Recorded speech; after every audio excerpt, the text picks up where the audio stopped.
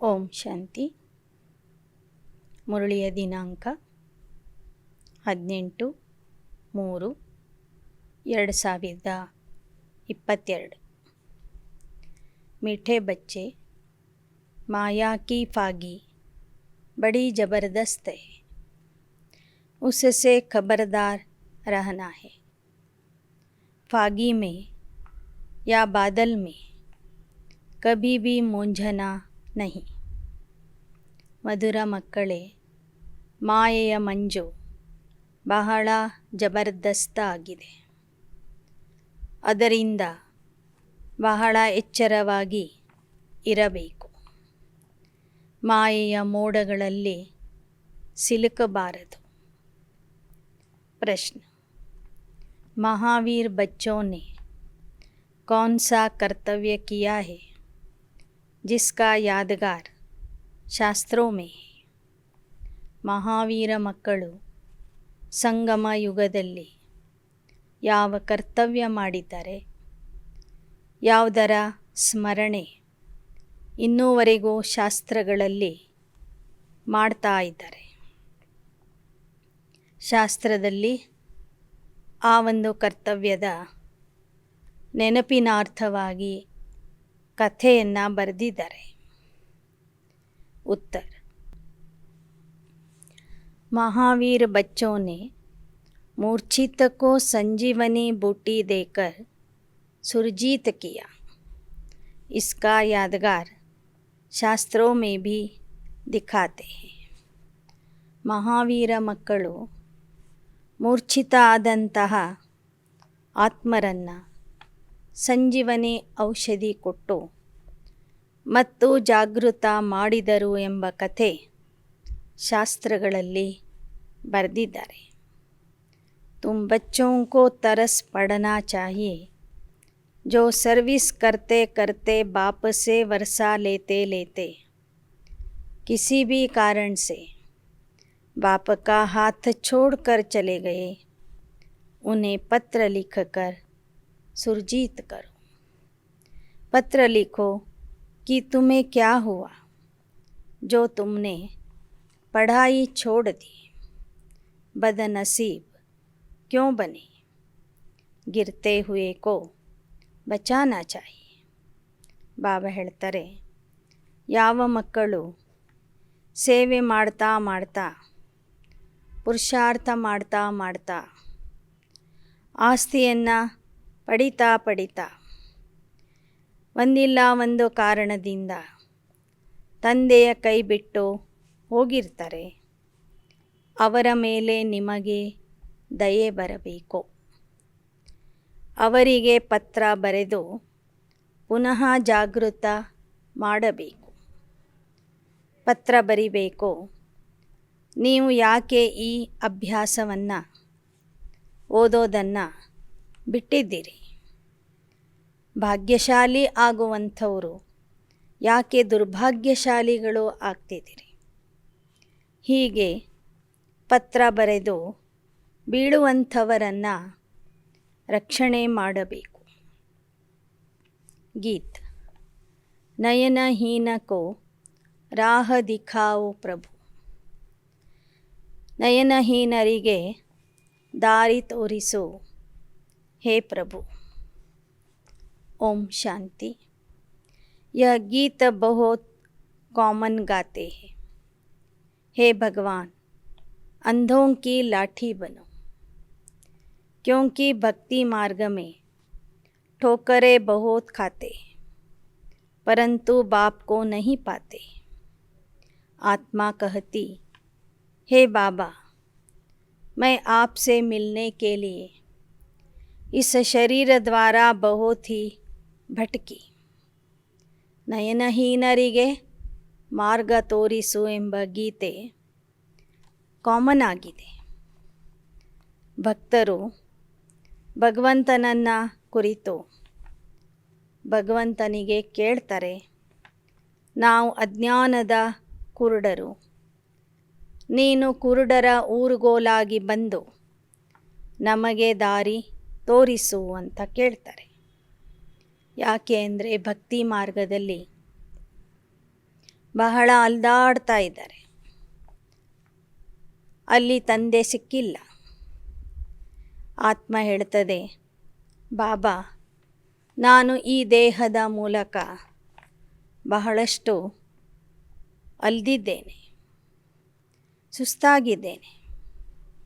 आपका रास्ता बहुत ही कठिन है. यह ज़रूर मनुष्य समझते हैं कि जन्म जन्मांतर हम भक्ति करते आए हैं. यह नहीं जानते कि हमको ज्ञान मिलना है, तब हम नयनहीन से सजे बनेंगे. ಪರಮಾತ್ಮನ ಹತ್ತಿರ ಮಾರ್ಗ ತೋರಿಸು ಅಂತ ಕೇಳ್ತಾ ಇದ್ದಾರೆ. ಆದರೆ ಆ ಮಾರ್ಗ ಎಷ್ಟು ಕಠಿಣ ಆಗಿದೆ ಅನ್ನೋದು ಅವರಿಗೆ ಗೊತ್ತಿಲ್ಲ. ಈ ವಿಚಾರನೂ ಗೊತ್ತಿಲ್ಲ. ಪರಮಾತ್ಮ ಬಂದು ಭಕ್ತಿಯ ಫಲ ಅಂದರೆ ಜ್ಞಾನ ಕೊಡ್ತಾನೆ. ಆ ಜ್ಞಾನದಿಂದಲೇ ನಾವು ಜಾಗೃತರಾಗ್ತೀವಿ. ಕಣ್ಣಿಲ್ದವ್ರಿಗೆ ಜ್ಞಾನದ ನೇತ್ರ ಸಿಗ್ತದೆ. भक्ति मार्ग का कायदा है, भक्ति करना धक्का खाना. आधा कल्प धक्के खाए, तुमने अब धक्के खाने बंद कर दिए. ना भक्ति करते, ना ಶಾಸ್ತ್ರ ಪಡ್ತೆ. ಭಕ್ತಿಯ ಕಾಯ್ದೆ ಏನು ಅಂದರೆ ದೇಹಕ್ಕೆ ಸಾಕಷ್ಟು ದಂಡನೆ ಮಾಡುವುದು, ಅಲ್ದಾಡೋದು, ಪೆಟ್ಟು ತಿನ್ನೋದು. ನೀವು ಸಹ ಸಾಕಷ್ಟು ಅಲ್ದಿದ್ದೀರಿ. ಈಗ ನೀವು ಎಲ್ಲೂ ಅಲಿಲಿಕ್ಕೆ ಹೋಗೋದಿಲ್ಲ, ಭಕ್ತಿ ಮಾಡೋದಿಲ್ಲ, ಶಾಸ್ತ್ರನೂ ಓದೋದಿಲ್ಲ. जब भगवान मिल गया फिर यह सब क्यों करे? जबकि भगवान हमको अपने साथ ले जाने वाला मिला है, तो फिर हम धक्के क्यों खाए? ನಮಗೆ ಪರಮಾತ್ಮ ಸಿಕ್ಕಿದಾನಂದರೆ ಮತ್ತೆ ಯಾಕೆ ನಾವು ಅಲಿಬೇಕು, ಯಾಕೆ ಪೆಟ್ಟು ತಿನ್ನಬೇಕು? ಭಗವಾನ್ ಆಯೇಗಾ ತೋ ಜರೂರ್ ಸಬ್ಕೋ ಸಾಥ್ ಲೇ ಜಾಯೇಗಾ. ಅವನು ಬಂದಿದ್ದಾನೆ ಅಂದರೆ ಅವಶ್ಯವಾಗಿ ನಮ್ಮನ್ನು ಜೊತೆಗೇ ಕರ್ಕೊಂಡು ಹೋಗ್ತಾನೆ. ಸಭಿ ಧಕ್ಕೆ ಭೀ ಖಾತೆ ರಹತೆ और एक दो को आशीर्वाद भी करते रहते. समझते कुछ नहीं. पोप साधु संत जो आते हैं उनके लिए समझते हैं यह तो गुरु लोग हमको रास्ता बताएंगे भगवान से मिलने का. परंतु वो गुरु खुद भी रास्ता नहीं जानते, तो फिर दिखाएंगे कैसे? ಕ್ರೈಸ್ತ ಧರ್ಮದ ಧರ್ಮಗುರು ಪೋಪ್ ಆಗಿರಲಿ ಅಥವಾ ಬೇರೆ ಬೇರೆ ಧರ್ಮದ ಗುರುಗಳಾಗಲಿ, ಸಾಧು ಸಂತರಾಗಲಿ ಬಂದಾಗ ಜನ ತಿಳ್ಕೋತಾರೆ ಇವರು ನಮಗೆ ದಾರಿ ತೋರಿಸಬಹುದು ಅಂತ. ಆದರೆ ಅವರಿಗೆ ಪರಮಾತ್ಮನ ಹತ್ತಿರ ಹೋಗುವ ದಾರಿ ಗೊತ್ತಿಲ್ಲ ಅಂದರೆ ಅವ್ರು ಹೇಗೆ ಭಕ್ತರಿಗೆ ದಾರಿ ತೋರಿಸ್ತಾರೆ? आशीर्वाद देते हैं तो सिर्फ इतना कह देते कि भगवान को याद करो, राम राम कहो. जैसे रास्ते में कोई से पूछो फलाना स्थान कहाँ है, तो कहेंगे इस रास्ते से चले जाओ तो पहुँच जाएंगे. ऐसे नहीं कहेंगे साथ ले चलते. ಗುರುಗಳು ಭಕ್ತರಿಗೆ ಹೇಳ್ತಾರೆ, ನೀವು ಪರಮಾತ್ಮನನ್ನು ನೆನಪು ಮಾಡಿರಿ, ರಾಮ ರಾಮ ಅಂತ ಹೇಳ್ರಿ. ಹೇಗೆ ಯಾರಿಗಾದರೂ ನಾವು ಒಂದು ಸ್ಥಳದ ದಾರಿ ಕೇಳಿದರೆ ಅವ್ರು ಹೇಳ್ತಾರೆ ಈ ಥರ ಹೋಗ್ರಿ ಅಂತ. ಅವರೇನೋ ನಮ್ಮನ್ನು ತಮ್ಮ ಜೊತೆಗೆ ಕರ್ಕೊಂಡು ಹೋಗಿ ಆ ಸ್ಥಳಕ್ಕೆ ಮುಟ್ಸೋದಿಲ್ಲ. ತುಮಕೋ ರಾಸ್ತಾ ಚಾಹಿಯೆ ವಹ ಬತಾ ದೇತೆ, परंतु साथ में कोई गाइड तो चाहिए ना. बिगर गाइड तो मूंझ पड़ेंगे. ದಾರಿ ಕೇಳಿದಾಗ ಯಾವುದೋ ಒಂದು ದಾರಿನ ತೋರಿಸ್ಬಿಡ್ತಾರೆ ಜನ. ಆದರೆ ಯಾರೊಬ್ಬರೂ ಕೈ ಹಿಡಿದು ಗುರಿಯ ತನಕ ತಲುಪಿಸೋದಿಲ್ಲ. ಗುರಿಯನ್ನು ತಲುಪಬೇಕಾದ್ರೆ ನಮಗೆ ಒಬ್ಬರು ಮಾರ್ಗದರ್ಶಕ ಬೇಕು. जैसे तुम भी एक दिन फागी के कारण जंगल में मूंझ पड़े थे. यह माया की फागी बड़ी ज़बरदस्त है. ಯಜ್ಞದ ಆದಿಯಲ್ಲಿ ಎಲ್ಲ ಮಕ್ಕಳು ಒಂದು ದಿನ ಕಾಡಿಗೆ ಹೋಗಿ ಅಲ್ಲಿ ಮಂಜಿನಲ್ಲಿ ಸಿಲುಕಿದ್ರು. ಯಾರಿಗೂ ದಾರಿನೇ ಕಾಣ್ತಿರಲಿಲ್ಲ. ಹಾಗೆ ಈ ಮಾಯೆಯ ಮಂಜು ಬಹಳ ಜಬರ್ದಸ್ತ್ ಆಗಿದೆ. स्टीमर वालों को फागी के कारण रास्ता दिखाई नहीं देता है. ऐसे बड़ी खबरदारी से तुमको चलना है. यह माया की फागी है. ಹಡಗಿನಲ್ಲಿ ಹೋಗುವಂಥವರು, ವಿಮಾನದಲ್ಲಿ ಹೋಗೋವ್ರಿಗೂ ಸಹ ಮಂಜು ಬಂತು ಅಂದರೆ, ಮೋಡಗಳು ಬಂದವು ಅಂದರೆ ದಾರಿನೇ ಕಾಣಿಸೋದಿಲ್ಲ. ಹಾಗೆ ನೀವು ಸಹ ಮಾಯೆಯ ಮಂಜಿನಿಂದ ಬಹಳ ಹುಷಾರಾಗಿ ಇರಬೇಕು. कोई को रास्ते का पता नहीं पड़ता. जप तप तीर्थ आदि करते रहते हैं. भगवान से मिलने के लिए जन्म जन्मांतर भक्ति करते आए. अनेक प्रकार की मत भी मिलती. जैसा संग वैसा रंग. हर जन्म में गुरु भी करना पड़ेगा. अब तुम बच्चों को सद्गुरु मिला है. ಭಕ್ತಿ ಮಾರ್ಗದಲ್ಲಿ ಭಗವಂತನ ಸಲುವಾಗಿ ಜನ್ಮ ಜನ್ಮಾಂತರದಿಂದ ಭಕ್ತಿ ಮಾಡ್ತಾ ಬಂದಿದ್ದಾರೆ. ಅನೇಕ ಗುರುಗಳ ಹತ್ತಿರ ಹೋಗಿ ಅನೇಕರ ಮತವನ್ನು ಕೇಳಿದ್ದಾರೆ. ಎಂತಹ ಸಂಘವು ಅಂತಹ ರಂಗು ನಿಮ್ಮಲ್ಲಿಯೂ ಬಂದಿತ್ತು. ಒಬ್ಬರು ಒಬ್ಬ ಗುರುಗಳ ಹತ್ರ ಹೋದರೆ ಎಲ್ಲರೂ ಸಹ ಜೊತೆಗೆ ಸೇರಿ ಆ ಗುರುಗಳ ಹತ್ತಿರ ಹೋಗ್ತಾರೆ. ಈಗ ನಿಮಗೆ ನಿಜವಾದ ಸದ್ಗುರು ಸಿಕ್ಕಿದ್ದಾರೆ. वह कहते मैं कल्प कल्प आकर तुम बच्चों को वापिस घर ले जाता हूँ. फिर ವಿಷ್ಣುಪುರಿ में भेज देंगे. ಆ ತಂದೆನೇ ಬಂದು ಹೇಳ್ತಾ ಇದ್ದಾರೆ, ಮಕ್ಕಳೇ, ಕಲ್ಪ ಕಲ್ಪಕ್ಕೂ ನಾನು ಬಂದು ನಿಮ್ಮನ್ನು ವಾಪಸ್ ಕರ್ಕೊಂಡು ಹೋಗ್ತೀನಿ. ಮತ್ತು ಆ ಮನೆಯಿಂದ ನಿಮಗೆ ವಿಷ್ಣುಪುರಿಯ ರಾಜ್ಯಕ್ಕೆ ಕಳಿಸ್ತೀನಿ. हम बाबा से वर्षा ले रहे. मानो कोई गुरु व पंडित आदि आकर यह ज्ञान ले और दूसरों को कहे कि मन मना भव, शिव बाबा को याद करो. तो उनके शिष्य आदि पूछेंगे, तुमने यह ज्ञान कहाँ से लिया? वह झट समझेंगे कि इसने दूसरा रास्ता ले लिया है. उनका दुकान ख़त्म हो जाएगा, मान्यता ख़त्म हो जाएगी. कहेंगे, तुमने ब्रह्मा कुमारियों से ज्ञान लिया, तो हम क्यों न बीके के पास जाए? खुद गुरु लोग भी कहते हैं, सब जिज्ञासु हमको छोड़ देंगे, फिर हम कहाँ से खाएंगे? सारा धंधा ही ख़त्म हो जाएगा, सारा मान ख़त्म हो जाएगा. ತಿಳ್ಕೊಳ್ಳಿ, ಒಬ್ಬ ಗುರು ಆಗಲಿ ಅಥವಾ ವಿದ್ವಾನ್ ಪಂಡಿತರಾಗಲಿ ನಿಮ್ಮ ಜ್ಞಾನ ಕೇಳಿ ತಮ್ಮ ಶಿಷ್ಯರಿಗೆ ಮನ್ಮನಾಭವ, ಶಿವತಂದೆಯನ್ನು ನೆನಪು ಮಾಡಿರಿ ಅಂತ ಹೇಳಿಬಿಟ್ರೆ ಆ ಶಿಷ್ಯರು ಕೇಳ್ತಾರೆ. ಇಲ್ಲಿಯ ತನಕ ಈ ಥರ ಹೇಳ್ತಿರಲಿಲ್ಲ, ಇವತ್ತಿನಿಂದ ಮನ್ಮನಾಭವ, ಶಿವನನ್ನು ನೆನಪು ಮಾಡಿರಿ ಅಂತ ಹೇಳ್ತಿದ್ದೀರಿ ಅಂದಮೇಲೆ ಈ ಜ್ಞಾನ ನೀವು ಎಲ್ಲಿಂದ ಕೇಳಿದಿರಿ?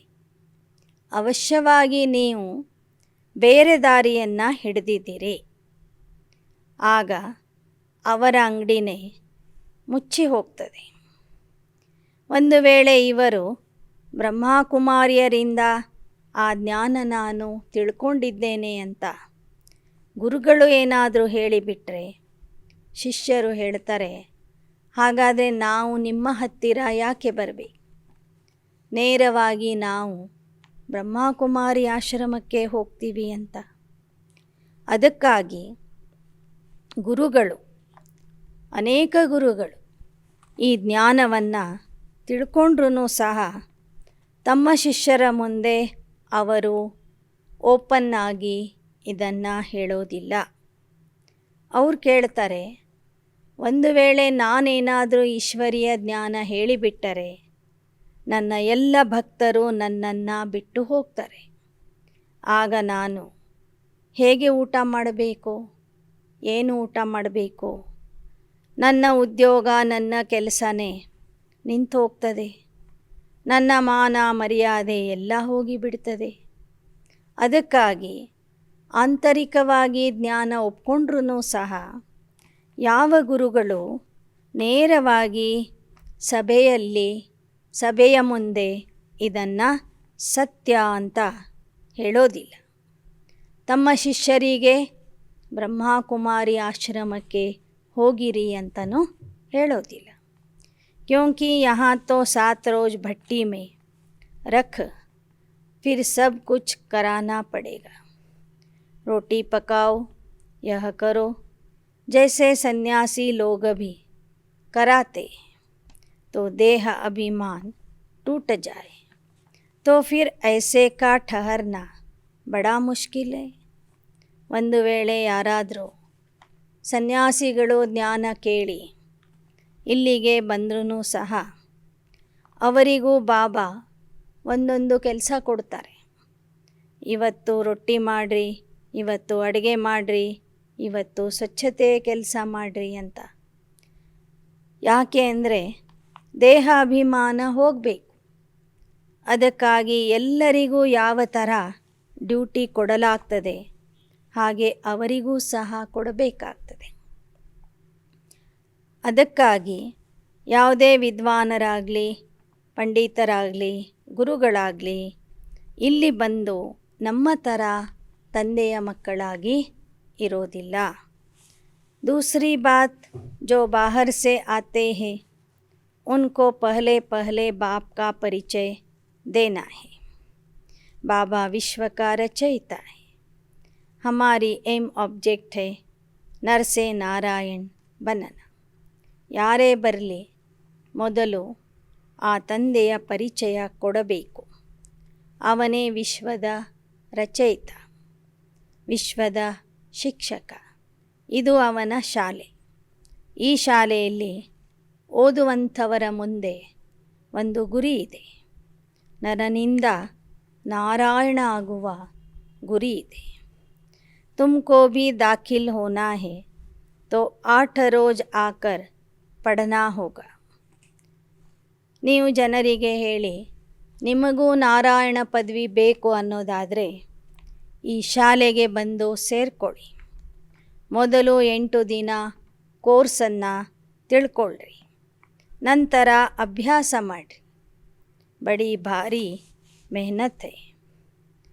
इतना अभिमान कोई तोड़ न सके. ऐसे आदमी जल्दी आ नहीं सकते.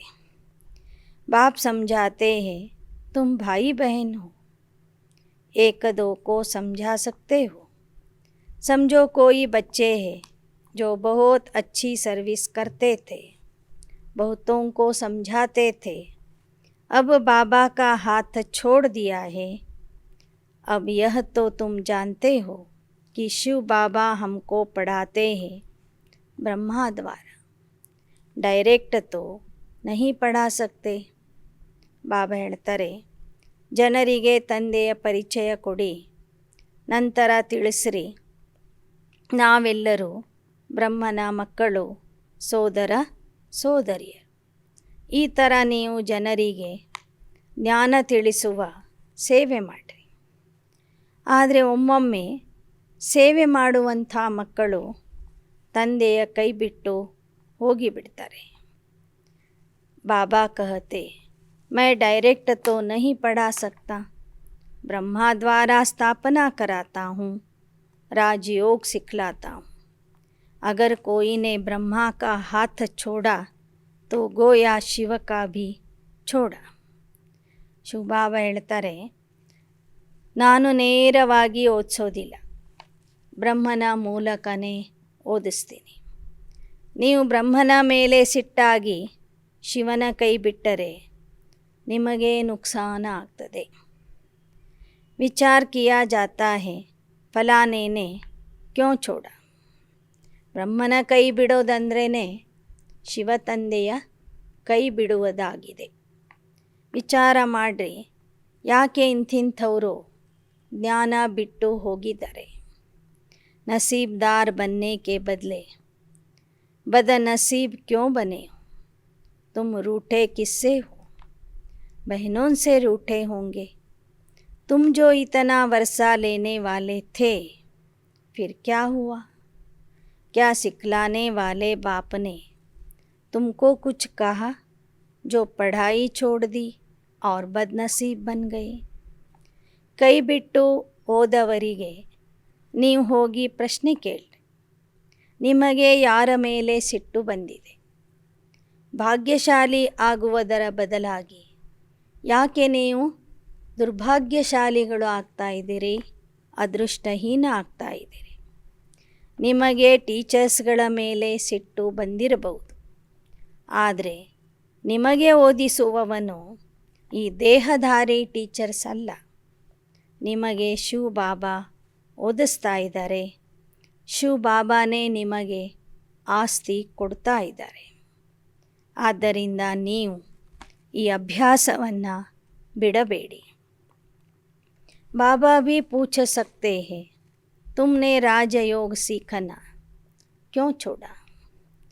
तुम भी आश्चर्यवत बाबा का बनंती कथनती भागंती में आ गए. अपनी तकदीर को लकीर लगा दी. समय देख उनको लिखाना चाहिए. हो सकता है पत्र पढ़ने से फिर जग जाए.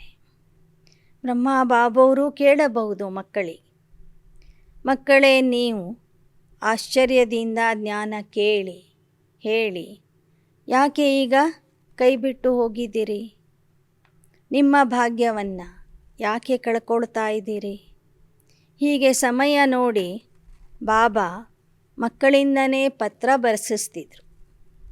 ಪತ್ರ ಓದೋದ್ರಿಂದ ಕೈ ಬಿಟ್ಟು ಹೋದವರು ಮತ್ತೆ ಪುನಃ ಬರಬಹುದು ಎಂಬ ಶುಭ ಸಂಕಲ್ಪದಿಂದ ಮಕ್ಕಳಿಗೆ ಬಾಬಾ ಪತ್ರ ಬರೀಲಿಕ್ಕೆ ಹೇಳ್ತಿದ್ರು.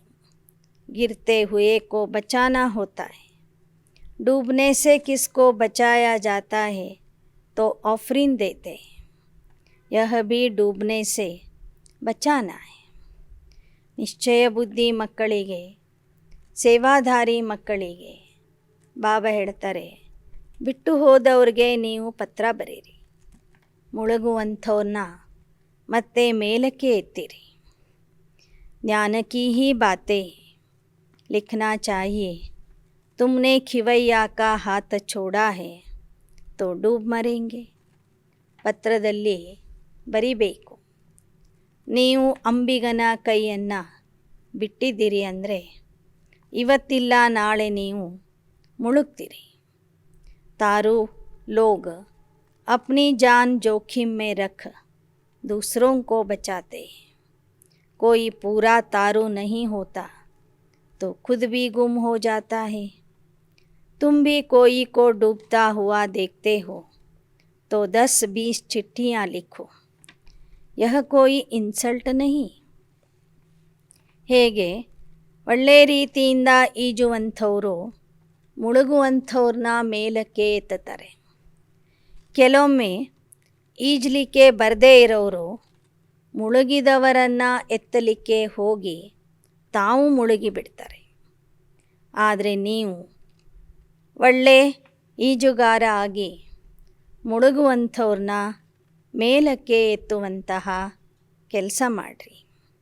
10-20 ಪತ್ರಗಳನ್ನಾದರೂ ಬರೆದು ಅವರನ್ನು ಪುನಃ ತಂದೆಯ ಮನೆಗೆ ಬರುವಂತೆ ಮಾಡಿರಿ. 10-20 ಪತ್ರಗಳನ್ನು ಬರೆಯೋದಂದರೆ ಅದೇನು ನಿಮ್ಮ ಅಪಮಾನ ಅಲ್ಲ. ತುಮ್ನೆ ಇತನಾ ಸಮಯ ಹಾಥ ಪಕಡ औरों को भी समझाया, फिर तुम कैसे डूबते हो? तुम प्रेम से लिखो।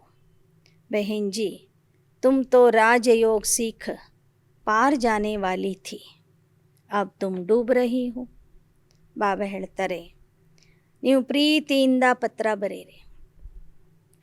ನೋಡಿ, ಇಷ್ಟು ದಿನ ನೀವು ಕ್ಲಾಸಿಗೆ ಬಂದು ಜನರಿಗೆ ಜ್ಞಾನ ತಿಳಿಸಿ, ಈಗ ನೀವೇ ಯಾಕೆ ಮುಳುಗ್ತಾ ಇದ್ದೀರಿ? ರಾಜಯೋಗ ಕಲಿತು ದಾಟಿ ಹೋಗುವಂಥವರು ನೀವು ಯಾಕೆ ಈಗ ಮುಳುಗ್ತಾ ಇದ್ದೀರಿ ಅಂತ ಪತ್ರದಲ್ಲಿ ಪ್ರಶ್ನೆ ಕೇಳ್ರಿ. तरस पड़ता है बेचारे को बचावे, फिर कोई बचता है वा नहीं, यह हुई उनकी तकदीर.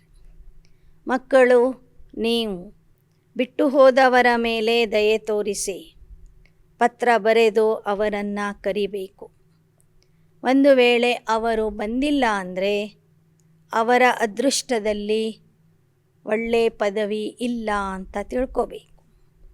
दूसरी बात, यह जो प्रदर्शनी में ओपिनियन लिख कर देते हैं, यहाँ नर से नारायण बनने का मार्ग बताया जाता. यह राजयोग बहुत अच्छा है, बस लिखा, बाहर निकला तो भूल गए. इसलिए जो लिखते हैं उनकी पीठ करनी चाहिए कि तुमने यह ओपिनियन लिख कर दिया, परंतु क्या किया? ಇನ್ನು ಪ್ರದರ್ಶನ ನೋಡಲಿಕ್ಕೆ, ಮ್ಯೂಸಿಯಂ ನೋಡಲಿಕ್ಕೆ ಯಾರು ಬರ್ತಾರೆ ಅವರ ಹತ್ತಿರ ಅಭಿಪ್ರಾಯ ಬರೆಸ್ಕೊಳ್ರಿ. ನಂತರ ಅವರನ್ನು ಮತ್ತೆ ನೆನಪು ಮಾಡಿಸ್ರಿ. ನೀವು ಇಂತಿಂಥ ಅಭಿಪ್ರಾಯ ಬರೆದು ಕೊಟ್ಟಿದ್ರಿ, ಈಗ ನೀವು ಯಾಕೆ ಈ ಕ್ಲಾಸಿಗೆ ಬರ್ತಿಲ್ಲ? ನೀವು ನಿಮಗೂ ಲಾಭ ಮಾಡಿಕೊಡ್ತಿಲ್ಲ, ಜನರಿಗೂ ಲಾಭ ಮಾಡಿಸ್ತಿಲ್ಲ. ಬಂದು ದಿನ ನೀವು ಬಹಳ ಒಳ್ಳೆಯ ಅಭಿಪ್ರಾಯ ಬರೆದು ಕೊಟ್ಟಿದ್ರಿ, ಈಗ ಯಾಕೆ ನೀವು ಮತ್ತೆ ಈ ಜ್ಞಾನದ ಸಂಪರ್ಕದಲ್ಲಿ ಬರ್ತಿಲ್ಲ ಅಂತ ಅವರನ್ನು ಪುನಃ ಪುನಃ ಕೇಳಬೇಕು. ನಾ ಅಪ್ನಾ ಫಾಯ್ದಾ ಕಿಯಾ ನಾ ದೂಸರೋं का. तो पहली मुख्य बात है, माता पिता की पहचान देनी है. इसलिए बाबा ने प्रश्नावली बनाई. परमात्मा से तुम्हारा क्या संबंध है, क्या वर्षा मिलता है, यह लिखाना चाहिए. ಮೊದಲನೇ ವಿಷಯ ಅಂದ್ರೇ ತಂದೆ ತಾಯಿ ಬಂಧು ಸಖ ಆಗಿರುವಂತಹ ತಂದೆಯ ಪರಿಚಯ ಕೊಡೋದು. ನಂತರ ಅವರಿಗೆ ಪ್ರಶ್ನೆಗಳನ್ನು ಕೇಳೋದು. ಪರಮಾತ್ಮನ ಜೊತೆಗೆ ನಿಮಗೆ ಯಾವ ಸಂಬಂಧ ಇದೆ, ಅವನಿಂದ ನಿಮಗೆ ಏನು ಸಿಗ್ತದೆ, ಇದರ ಬಗ್ಗೆ ಎಲ್ಲ ಪ್ರಶ್ನೆಗಳನ್ನು ಕೇಳ್ತಾ ಹೋಗಬೇಕು. ಬರೇ ಪ್ರದರ್ಶನ ತೋರಿಸುವುದರಿಂದ ಲಾಭ ಇಲ್ಲ, ಅವರಿಂದ ಅಭಿಪ್ರಾಯವನ್ನು ಬರೆಸ್ಕೋಬೇಕು. अब समझा है तो लिखो, नहीं तो गोया कुछ नहीं समझा. समझा कर फिर लिखाना चाहिए. बरोबर यह जगत अम्बा जगत पिता है, वह लिख दे कि बरोबर बाप से वर्षा मिलता है. यह लिख कर दे, तब समझो कि तुमने कुछ सर्विस की. ಪ್ರದರ್ಶನ ತೋರಿಸಿದ ಮೇಲೆ, ಅದರ ವಿವರಣೆ ಹೇಳಿದ ಮೇಲೆ ಬಂದವರು ಈ ಥರ ಬರೆದು ಕೊಡಬೇಕು. ನಮಗೆ ಜಗತ್ ಅಂಬಾ ಮತ್ತು ಜಗತ್ಪಿತಾ ತಂದೆಯಿಂದ ಆಸ್ತಿ ದೊರೀತಾ ಇದೆ. ಈ ಥರ ಬರೆದು ಕೊಟ್ಟರೆ ಮಾತ್ರ ನೀವು ಅವರಿಗೆ ಸರಿಯಾಗಿ ಜ್ಞಾನ ತಿಳಿಸಿದ್ದೀರಿ ಅಂತ ಬಾಬಾ ತಿಳ್ಕೊತಾರೆ. फिर अगर न आए तो चिट्ठी लिखनी है, बरोबर यह जगत अम्बा और जगत पिता है, तो फिर वर्षा लेने क्यों नहीं आते? अचानक काल खा जाएगा, मेहनत करनी चाहिए. ಒಂದು ವೇಳೆ ಬರೆದು ಕೊಟ್ಟವರು ಮುಂದೆ ಬರದೇ ಹೋದರೆ ಮತ್ತೆ ನೀವು ಅವರನ್ನು ಕರಿಬೇಕು, ಪರಿಶ್ರಮದಿಂದ ಸೇವೆ ಮಾಡಬೇಕು.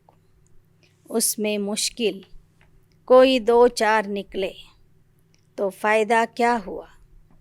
बच्चों को पुरुषार्थ करना चाहिए. आना छोड़ दे तो चिट्ठी लिखनी चाहिए. बेहद के बाप से वर्षा लेते थे, फिर माया ने तुमको पकड़ लिया. ಯಾರು ಬಹಳ ದಿನಗಳವರೆಗೆ ಜ್ಞಾನಕ್ಕೆ ಬಂದು ಮತ್ತೆ ಕೈ ಬಿಟ್ಟು ಹೋಗ್ತಾರೆ, ಅವರಿಗೆ ನೀವು ಪತ್ರ ಬರಿಬೇಕು. ಬೇಹದ್ದಿನ ತಂದೆಯಿಂದ ಆಸ್ತಿ ತಗೊಳ್ಳಿಕ್ಕೆ ಬರ್ತಿದ್ರಿ, ಈಗ ಯಾಕೆ ಬಿಟ್ಟಿದ್ದೀರಿ? ನಿಮಗೆ ಮಾಯೆ ಹಿಡ್ಕೊಂಡಿದೆ ಅಂತನೂ ಬರಿಬೇಕು. प्रभु का तरफ छोड़ देते हो, यह तो तुम अपना पद भ्रष्ट कर देंगे. ನಿಮಗೆ ಮಾಯೆ ಹಿಡಿದಿರಬಹುದು, ಆ ಕಾರಣದಿಂದ ನೀವು ಪರಮಾತ್ಮನ ಪಕ್ಷವನ್ನು ಬಿಟ್ಟಿದ್ದೀರಿ. ಪರಮಾತ್ಮನ ಪಕ್ಷ ಬಿಟ್ಟು ಮಾಯೆಯ ಪಕ್ಷಕ್ಕೆ ಸೇರ್ಕೊಳ್ಳೋದಂದರೆ ನಿಮ್ಮ ಪದವಿಯನ್ನು ಭ್ರಷ್ಟ ಮಾಡಿಕೊಳ್ಳೋದಾಗಿದೆ. जो महावीर होगा वह झट संजीवनी बूटी देंगे. यह बेहोश हो गया, माया ने नाक से पकड़ लिया, तो उनको बचावे. इतनी मेहनत करे तब कोटों में कोई निकले.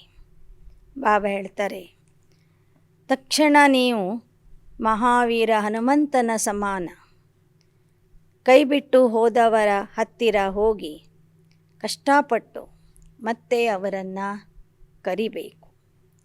ತಿಳ್ಕೋಬೇಕು, ಮಾಯೆ ಅವರನ್ನು ಹಿಡಿದಿದೆ, ಮೂಗನ್ನೇ ಹಿಡಿದು ಮುಳುಗಿಸ್ತಾ ಇದೆ ಅಂತ ತಿಳ್ಕೋಬೇಕು.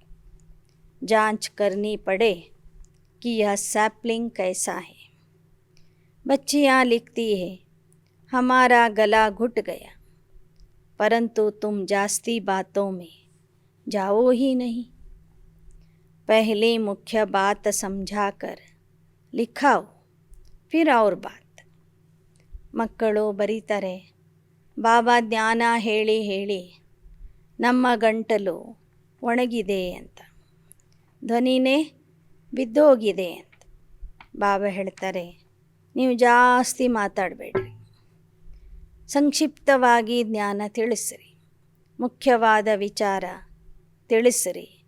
एक ही त्रिमूर्ति के चित्र पर पूरा समझाना है. ತ್ರಿಮೂರ್ತಿಯ ಚಿತ್ರದ ಬಗ್ಗೆ ಮಾತ್ರ ವಿಶೇಷ ಗಮನ ಕೊಟ್ಟು ಅದರ ಬಗ್ಗೆ ಜ್ಞಾನ ತಿಳಿಸ್ರಿ. निश्चय करते हो तो तुम्हारे माँ बाप हैं, इनसे वर्षा मिलना है. कोई कितना भी बूढ़ा हो, यह 2 अक्षर सबको समझा सकते हैं ना. अगर यह 2 अक्षर भी धारणा नहीं होते तो बाबा समझ जाते इनकी बुद्धि कहाँ कीचड़े में फंसी हुई. ಬಾಬೋರ್ ಮಕ್ಕಳು ಎಷ್ಟೇ ವಯಸ್ಸಾದವರು ಇರಬಹುದು, 2 ಅಕ್ಷರ ಅಂತೂ ಎಲ್ಲರಿಗೂ ತಿಳಿಸ್ಬೋದು. ನೋಡಿ, ಪರಮಾತ್ಮನೇ ನಿಮಗೆ ತಂದೆ ತಾಯಿ ಆಗಿದ್ದಾನೆ, ಅವನನ್ನು ನೆನಪು ಮಾಡಿ ಅವನಿಂದ ಆಸ್ತಿ ಪಡ್ಕೊಳ್ಳಿ ಎಂಬ ವಿಚಾರ ತಂದೆಯ ಮಕ್ಕಳಾದಂಥವರು ಎಲ್ಲರೂ ಇತರ ಜನರಿಗೆ ಈ ಮಾತನ್ನು ಹೇಳಬೇಕು. ಒಂದು ವೇಳೆ ಬಾಬೋರ್ ಮಕ್ಕಳಾಗಿಯೂ ನೀವು ಜ್ಞಾನದ 2 ಅಕ್ಷರಗಳನ್ನು ಜನರಿಗೆ ಹೇಳಲ್ಲ ಅಂದರೆ ನಿಮ್ಮ ಬುದ್ಧಿಯಲ್ಲಿ ಕೆಸರು ತುಂಬಿದೆ ಅಂತ ಬಾಬಾ ತಿಳ್ಕೊತಾರೆ. ಮುಖ ಸೆ ज़्यादा नहीं बोलना है, सिर्फ बाबा और वर्षे को याद करने के लिए कहना है. वर्षा है विष्णुपुरी जिसके तुम मालिक बनते हो. बाबा अति सहज कर समझाते. अहिल्याए कुब्जाए कैसे भी हो वर्षा पा सकती है, सिर्फ श्रीमत पर चले. देही अभिमानी बनना तो सहज है, किसको गृहस्थ व्यवहार नहीं है, अकेला है, तो बहुत ಸರ್ವಿಸ್ कर सकते. ನೀವು ಬಾಯಿಂದ ಜಾಸ್ತಿ ಮಾತಾಡಬೇಡ್ರಿ. ಸಹಜವಾಗಿ ಎರಡೇ ಶಬ್ದಗಳಲ್ಲಿ ಜ್ಞಾನ ತಿಳಿಸ್ರಿ. ಎಂಥವರಾದರೂ ಈ ಜ್ಞಾನವನ್ನು ಕೇಳಿ ತಂದೆಯ ಆಸ್ತಿಯನ್ನು ಪಡ್ಕೋಬಹುದು. ಅಹಿಲೆಯರು, ಕುಬ್ಜೆಯರು, ಪತಿತರು, ಮಲಿನರು ಎಲ್ಲರೂ ಆಸ್ತಿಗೆ ಅಧಿಕಾರಿಯಾಗಿದ್ದಾರೆ. ಬಾಬಾ ಹೇಳ್ತಾರೆ, ಯಾರಿಗೆ ಗೃಹಸ್ಥ ವ್ಯವಹಾರ ಇಲ್ಲ, ಬಂಧನ ಇಲ್ಲ, ಒಬ್ಬರೇ ಇದ್ದಾರೆ ಅಂದರೆ ಅವರು ಇನ್ನೂ ಹೆಚ್ಚಿನ ರೀತಿಯಲ್ಲಿ ಸೇವೆ ಮಾಡಬಹುದು. कोई को देह अभिमान रहता है, ಮೋಹ ಕಿ ರಗ್ ಟೂಟ್ತಿ ನಹಿ. ಕೆಲವರಲ್ಲಿ ಇನ್ನೂ ದೇಹದ ಅಭಿಮಾನ ಇದೆ, ಕೆಲವರಲ್ಲಿ ಮೋಹ ಇದೆ. ಮೋಹದ ಎಳೆಗಳು ಇನ್ನೂ ಬಿಟ್ಟಿಲ್ಲ. ದೇಹಿ ಅಭಿಮಾನಿ ಶರೀರ में मोह नहीं रखेंगे. बाबा युक्ति बताते, तुम अपने को आत्मा समझो. यह पुरानी दुनिया, इनसे ममत्व मिटाना है. ಯಾರು ಆತ್ಮ ಅಭಿಮಾನಿ ಆಗಿರ್ತಾರೆ ಅವರಿಗೆ ದೇಹದ ಮೇಲೆ ಮೋಹ ಇರೋದಿಲ್ಲ. ಅದಕ್ಕಾಗಿ ಬಾಬಾ ಮತ್ತೆ ಮತ್ತೆ ಉಪಾಯ ಹೇಳ್ತಾರೆ, ಮಕ್ಕಳೇ ಆತ್ಮ ಆಗಿರಿ. ಆಗ ದೇಹದ ಪ್ರಪಂಚದ ಮೇಲೆ ಇರುವ ಮೋಹ ಮಮತ್ವ ಎಲ್ಲ ಹೋಗಿಬಿಡ್ತದೆ. ಕಿತನಿ ಕಮಾಯಿ ಹೋತಿ, ಖುದ್ ಭಿ ಕರೋ, औरों को भी कराओ. माँ बाप बच्चों को लायक बना देते हैं, फिर बच्चे का काम है बाप की संभाल करना. फिर माँ बाप छूटे. यहाँ बहुत है जिनकी रग जाती. ಬಾಬಾ ಹೇಳ್ತಾರೆ, ತಂದೆ ತಾಯಿಗಳು ಮಕ್ಕಳಿಗೆ ಓದಿಸಿ ಲಾಯಕ ಮಾಡ್ತಾರೆ. ನಂತರ ಮಕ್ಕಳ ಕೆಲಸ ಆಗಿದೆ ತಂದೆ ತಾಯಿಗಳನ್ನು ನೋಡ್ಕೊಳ್ಳೋದು. ಆದರೆ ಇಲ್ಲಿ ಬಾಬಾ ನೋಡ್ತಾ ಇದ್ದಾರೆ, ತಂದೆ ತಾಯಿಗಳಿಗೆ ಮಕ್ಕಳ ಮೇಲೆ ಇರುವ ಮೋಹನೇ ಹೋಗೋದಿಲ್ಲ. कोई को अपना बच्चा नहीं तो धर्म के बच्चे में मोह जाता है, फिर वह पद पा नहीं सकेंगे. ಯಾವ ಮಕ್ಕಳಲ್ಲಿ ಇನ್ನೂವರೆಗೂ ಮೋಹ ಇದೆಯೋ ಅವರು ಭವಿಷ್ಯದಲ್ಲಿ ಒಳ್ಳೆ ಪದವಿ ಪಡ್ಕೊಳ್ಳೋದಿಲ್ಲ. ಕೆಲವರಿಗೆ ಸ್ವಂತ ಮಕ್ಕಳು ಇಲ್ಲದಿದ್ದರೂ ದತ್ತು ಮಕ್ಕಳ ಮೇಲೆ ಮೋಹ ಇರ್ತದೆ. ಫಿರ್ ಸರ್ವಿಸ್ಗೆ ಬದಲೆ ಡಿಸ್ಸರ್ವಿಸ್ करते हैं. जो निश्चय बुद्धि बच्चे हैं कहेंगे यह हमारा बाप है. इनसे राजयोग द्वारा 21 जन्म का वर्षा मिलता है. ಮೋಹ ಇದ್ದವರು ಸೇವೆಯ ಬದಲಾಗಿ ಡಿಸ್ಸರ್ವಿಸ್ ಮಾಡ್ತಾರೆ. ಆದ್ದರಿಂದ ಬಾಬಾ ಹೇಳ್ತಾರೆ, ನಿಶ್ಚಯ ಬುದ್ಧಿಯಾಗಿ ತಂದೆಯಿಂದ 21 ಜನ್ಮದ ಆಸ್ತಿಯನ್ನು ಪಡ್ಕೊಳ್ಳಿ. ನೈ ದುನಿಯಾ ಕಿ ರಚನಾ कैसे होती, कैसे हम मालिक बनते, यह है एम ऑब्जेक्ट. परंतु बच्चे पूरा समझाते नहीं है. तुम बच्चों को रात दिन खुशी रहनी चाहिए कि हम ईश्वरीय संतान हैं. वहाँ विष्णु की दैवी संतान को इतनी खुशी नहीं होगी जितनी अब तुम ईश्वरीय संतान को है. ಬಾಬಾ ಹೇಳ್ತಾರೆ, ರಾತ್ರಿ ಹಗಲು ನಿಮ್ಮಲ್ಲಿ ಖುಷಿ ಇರಬೇಕು, ನಾವು ಈಶ್ವರನ ಮಕ್ಕಳಾಗಿದ್ದೇವೆ ಎಂಬುದರ ಬಗ್ಗೆ. ವಿಷ್ಣುವಿನ ಮಕ್ಕಳು ದೈವಿ ಸಂತಾನರು, ಅವರಲ್ಲಿಯೂ ಸಹ ಇಂತಹ ಖುಷಿ ಇರೋದಿಲ್ಲ. ಎಷ್ಟು ಖುಷಿ ನಿಮಗಿದೆಯೋ ಅಷ್ಟು ಖುಷಿ ದೇವತೆಗಳ ಮಕ್ಕಳಿಗೂ ಇರೋದಿಲ್ಲ ಅಂತ ಹೇಳ್ತಾರೆ ಬಾಬಾ. ಯಾಕೆ ಅಂದರೆ ಇಲ್ಲಿ ನಾವು ಶ್ರೇಷ್ಠಾತಿ ಶ್ರೇಷ್ಠ ತಂದೆ ಪರಮಾತ್ಮನ ಮಕ್ಕಳಾಗಿದೆ, ಈಶ್ವರನ ಮಕ್ಕಳಾಗಿದ್ದೇವೆ. ಫಿರ್ ತುಮ್ ವಿಷ್ಣು ಕಿ ಸಂತಾನ್ ಬನೇಂಗೆ, ಪರಂತು ಖುಷಿ ತೋ ಅಭಿ ಹೈ. देवताओं को ईश्वरीय संतान से ऊंचा नहीं कहेंगे। तो ईश्वरीय संतान को कितनी खुशी होनी चाहिए, परंतु यहाँ से बाहर निकलते हो तो ಮಾಯಾ ಭುಲಾ ದೇತಿ ಹೇ। ವಾಸ್ತವಿಕವಾಗಿ ಈಶ್ವರನ ಮಕ್ಕಳಿಗೆ ಬಹಳ ಖುಷಿ ಇರಬೇಕು, ಆದರೆ ಮಕ್ಕಳು ಹೊರಗೆ ಹೋದ ಕೂಡಲೇ ಇದನ್ನು ಮರಿತಾರೆ। ಮಾಯೆ ಸಂಪೂರ್ಣವಾಗಿ ಈ ಒಂದು ನಶೆ ಖುಷಿಯನ್ನು ಗಾಯಬ್ ಮಾಡ್ತದೆ, ತಂದೆಯನ್ನು ಮರೆಸಿಸಿ ಬಿಡ್ತದೆ। तो समझो तकदीर में राजा ही नहीं है, बहुत मेहनत करनी चाहिए। ಯಾವ ಮಕ್ಕಳು ಸೇವಾ ಕೇಂದ್ರದಲ್ಲಿ ಇದ್ದಾಗ ಖುಷಿಯ ಅನುಭವ ಮಾಡ್ತಾರೆ, ತಮಗೆ ತಾವು ಪರಮಾತ್ಮನ ಮಕ್ಕಳು ಅಂತ ತಿಳ್ಕೊತಾರೆ, ಹೊರಗೆ ಹೋದ ಕೂಡಲೇ ಯಾರು ಮರಿತಾರೆಯೋ ಅವರ ಅದೃಷ್ಟದಲ್ಲಿ ರಾಜ್ಯ ಭಾಗ್ಯ ಇಲ್ಲ ಅಂತಲೇ ತಿಳ್ಕೊಬೇಕಾಗ್ತದೆ। ರಾಜ ಪದವಿಗಾಗಿ ನಾವು ಬಹಳ ಪರಿಶ್ರಮ ಮಾಡಬೇಕಾಗ್ತದೆ। ಮಾಯಾ ಐಸಿ ಹೇ ಜೋ ವहाँ का वहाँ ही थप्पड़ लगाकर भुला देती है।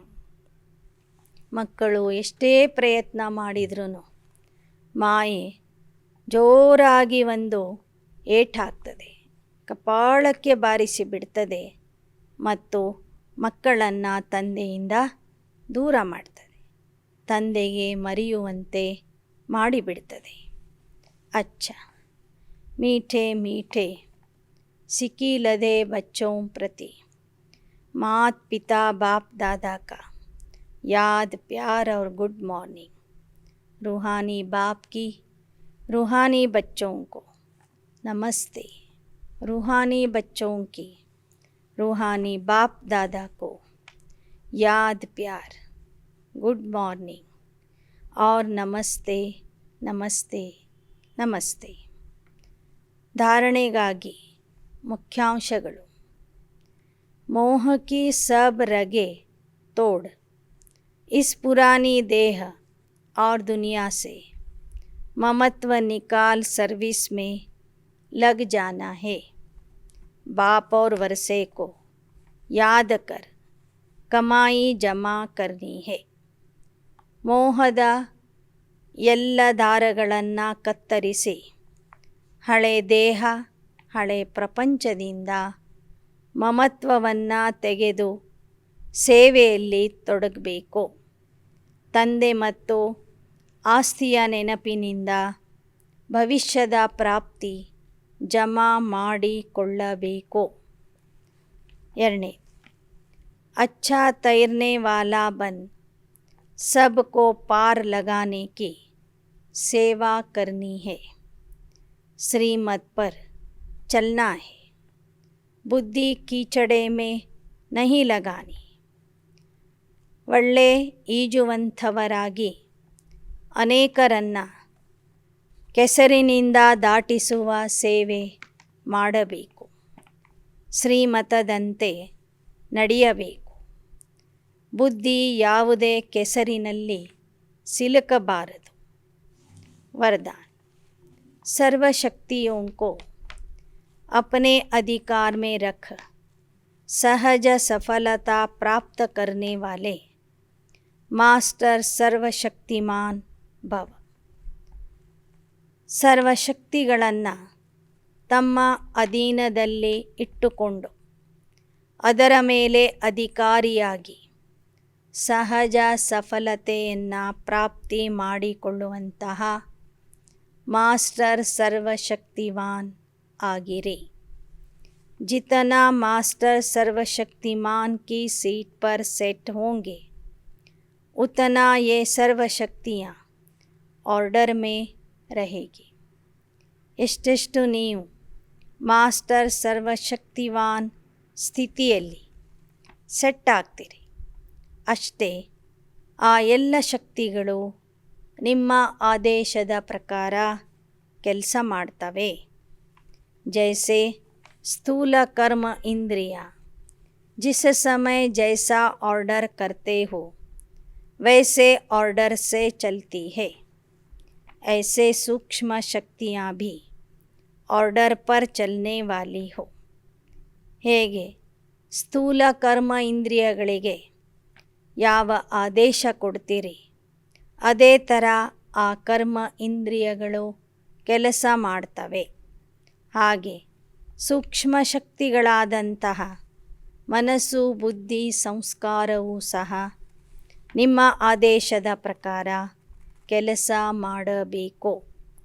जब यह सर्व शक्तियाँ अभी से ऑर्डर पर होंगी, तब अंत में सफलता प्राप्त कर सकेंगे. क्योंकि जहाँ सर्व शक्तियाँ हैं वहाँ सफलता जन्मसिद्ध अधिकार है. ಯಾವಾಗ ಸ್ಥೂಲ ಮತ್ತು ಸೂಕ್ಷ್ಮ ಕರ್ಮ ಇಂದ್ರಿಯಗಳ ಮೇಲೆ ನೀವು ನಿಯಂತ್ರಣ ಪಡ್ಕೊಳ್ತೀರಿ, ಆಗ ಉಳಿದ ಶಕ್ತಿಗಳು ಸಹ ನಿಮ್ಮ ಆದೇಶದ ಪ್ರಕಾರ ಕೆಲಸ ಮಾಡ್ತವೆ. ಎಲ್ಲಿ ಈ ಶಕ್ತಿಗಳು ಇರ್ತಾವೆಯೋ ಅಲ್ಲಿ ಸಫಲತೆ ಅವಶ್ಯವಾಗಿ ಪ್ರಾಪ್ತಿ ಆಗ್ತದೆ. श्लोगन. आकारी और निराकारी स्थिति में सहज स्थित होना है तो ನಿರಹಂಕಾರಿ ಬನು. ಆಕಾರಿ ಮತ್ತು ನಿರಾಕಾರಿ ಸ್ಥಿತಿಯಲ್ಲಿ ಸ್ಥಿತ ಆಗಬೇಕಾದರೆ, ಸಹಜವಾಗಿ ಸ್ಥಿತ ಆಗಬೇಕಾದರೆ ನಿರಹಂಕಾರಿ ಆಗಿರಿ. अनमोल ज्ञान रत्न दादियों की पुरानी डायरी से. वास्तव में याद का रूप क्या है? पिता सम दिव्य कर्तव्य में तत्पर रहना. परमात्मा की याद में रहते वह किस द्वारा दिखाई पड़ेगा? जैसे देखो बच्चा है, वह जब अपने पिता का फुट स्टेप ले खुद भी कार्य में तत्पर रहता, वही पिता की याद का रूप है.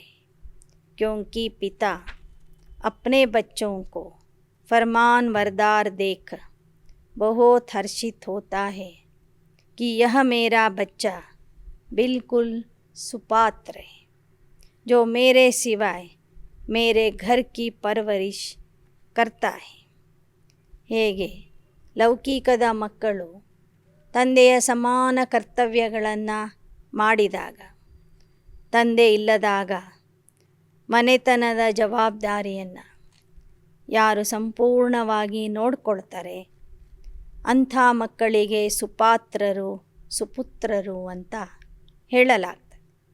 ಹಾಗೆ ಇಲ್ಲಿಯೂ ಸಹ ಯಾವ ಮಕ್ಕಳು ತಂದೆಯ ಸಮಾನ ಕರ್ತವ್ಯ ಮಾಡ್ತಾರೆ ಅವರಲ್ಲಿ ತಂದೆಯ ಗುಣಗಳು ಕಾಣಿಸ್ತವೆ.